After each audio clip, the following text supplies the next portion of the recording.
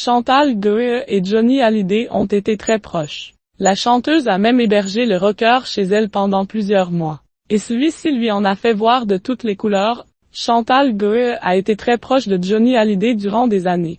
À tel point que la chanteuse a hébergé le rocker chez lui pendant un temps, et l'interprète de Pandi Panda ne s'est pas ennuyé au cours de cette étonnante cohabitation. Chantal Goya a hébergé Johnny. Je croyais qu'il y avait un tremblement de terre, mais pourquoi le taulier s'est-il installé chez Chantal Goya? Il est venu chez moi parce qu'il avait un appartement qui était en travaux et m'a dit « Je ne sais pas trop où habiter ». Je lui ai dit « Nous, on a un grand appartement rue des Saints-Pères, entre le 6e et 7e arrondissement de Paris, NDLR. Est-ce que tu veux habiter dans une des chambres ?»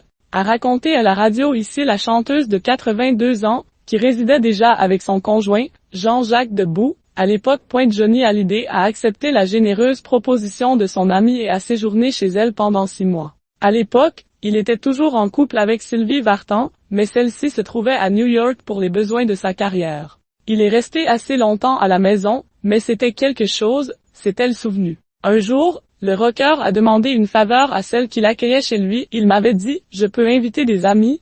J'ai dit « Oui, invite qui tu veux », mais Chantal Goya ne savait pas que Johnny avait convié une centaine de motards chez elle. Il y a 100 bikers qui sont arrivés rue des Saints-Pères. Vous imaginez l'étroitesse de la rue? Et puis tout ça, ça vibrait. Je croyais qu'il y avait un tremblement de terre. Ils sont tous arrivés à la maison. J'étais affolée. Mais enfin bon, c'était sympa, s'est-elle souvenue. Pas rancunière pour un sou. Johnny Hallyday et Sylvie Vartan se sont rencontrés grâce au mari de Chantal Goya.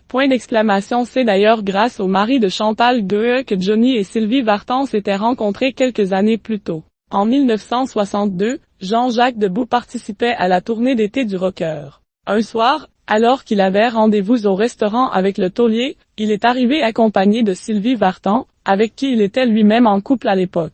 Mais Jean-Jacques Debout s'est rapidement rendu à l'évidence, l'interprète de la Maritz et l'idole des jeunes venait d'avoir un coup de foudre.